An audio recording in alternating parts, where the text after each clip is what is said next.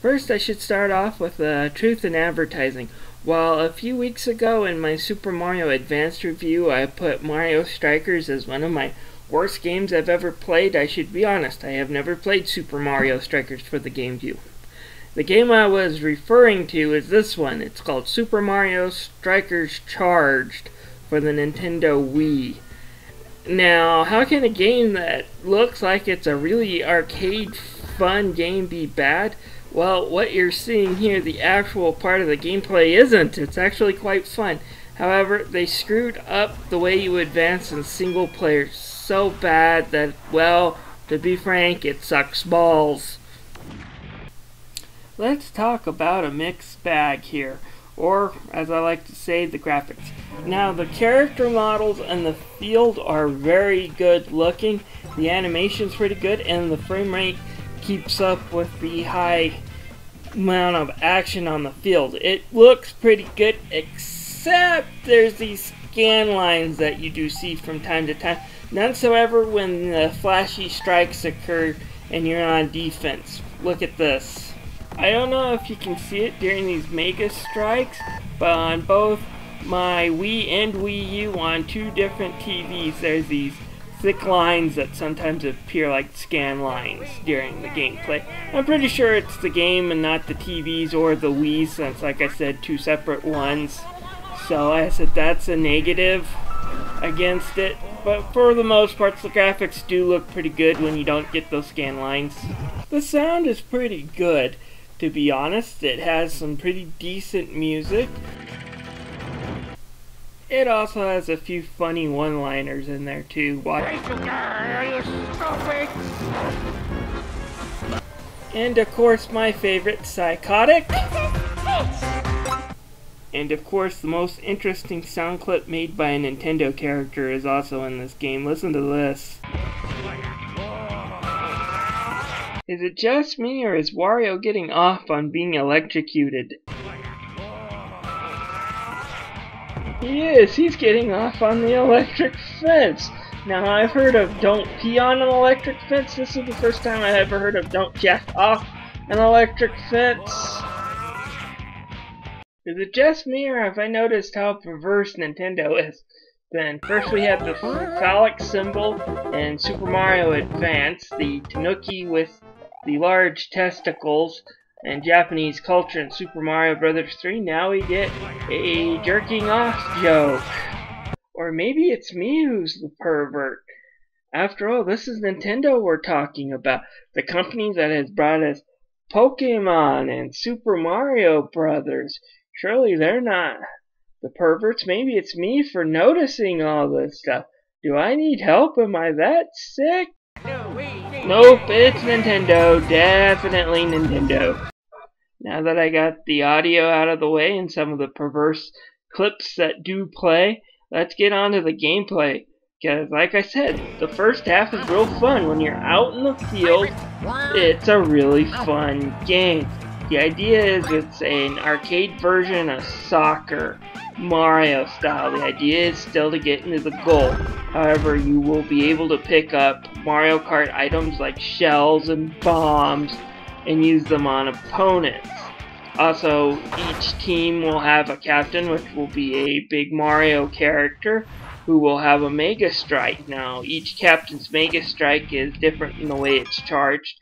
Some will allow you to hit more balls easier, but getting it in fast will be harder, while others charging it up so you'll have multiple balls flowing at the net will be harder, but they'll be able to shoot them much faster, making it harder for the guy on defense to get them all. The courts themselves also provide obstacles. For example, in one court, lightning will strike the ball at random times. There will be warnings before this happens, but it's random, and when it happens it will completely screw up the way you're playing the game. Another one will have wind blowing in that can knock off players if they get hit by obstacles that come blowing by. Another course will zap a few players out of the ring before a volley. So again, the courts are pretty interesting. And since this is arcade soccer, There is no real rule breaking, any real penalties. So I like what happens when they go with tackling someone who doesn't have a ball, which is illegal in soccer. That awards the other team with a free item. So, you know, you want to knock a guy out of the way to get the ball, even though he might be able to redistribute the pain with a shell later on. It definitely adds another layer of strategy. And let's face it, if real soccer was this exciting, more Americans would watch it. That said, it's kind of sad that a Mario arcade soccer game was more brutal and violent than the last NFL Blitz, so I'll let you judge on which is a pansier sport. Each captain also has their own ability. Wario, for example, can fart and confuse players that are stuck in his gas, while Princess Peach can use her photographs to freeze people in place. But it's not just the captains, the sidekicks also each have their own unique abilities. Look at this. Shy Guy, for example, can charge up and then ride a bullet bill into the goalie and then score while the goalie is incapacitated. It's a neat trick. So with all these unique abilities, both captain and sidekick, and then all these power-ups, why am I so down on this game? Well, it's how they treat the single player that makes it crappy. The game has plenty of customization, and rather than using that as its strength, the single player seems to stifle that. Let me explain exactly how the single player works. And I'm going to show you just how screwed up the single player is by using Mario Kart as an example. Imagine in Mario Kart 8, rather than just racing 5 courses once to win, you had to race each course at least twice.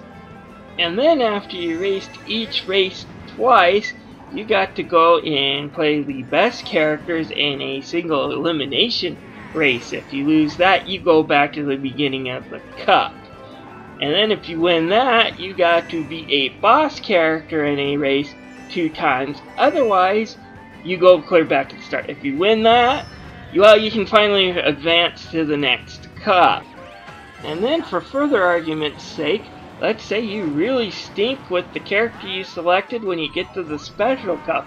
He's just not fitted for the courses. So in order to either adjust the cart or the character, you find out the hard way that you have to go clear back here to the very beginning just to adjust the court. There is no select a cup option. There is no select a character in between courses. It's just one person, one bite through all the courses multiple times. Doesn't that sound just lovely? I think it sounds like a tedious pain in the you-know-what, but that's what Mario Strikers Charged does.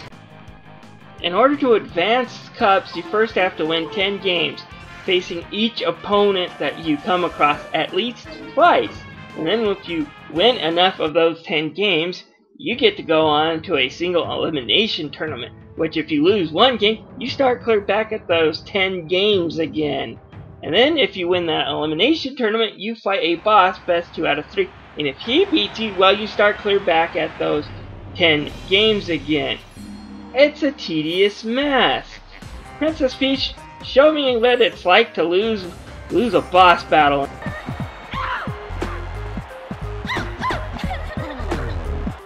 Thank you, Princess Peach, for showing that. Now, again, another problem crops up that if you do finally get to the final cup, but find your team outmatched by the AI, if you try to go and change any members of your team or your team captain, you start clear back at the beginning again. Wario, show us how that feels.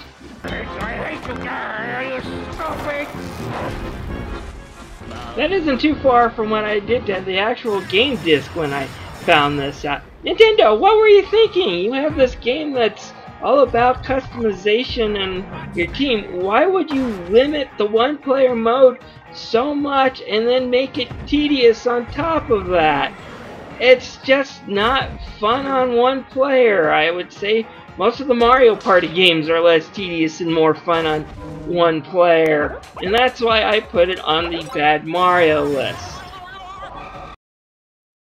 If you have friends that are willing to waggle remotes with you, on the couch, the game is not bad. I give the 2-player mode a 3 out of 5. It's fun. The game is $20 used at GameStop. I can't really recommend that price, but it's, like I said, it's not really terrible.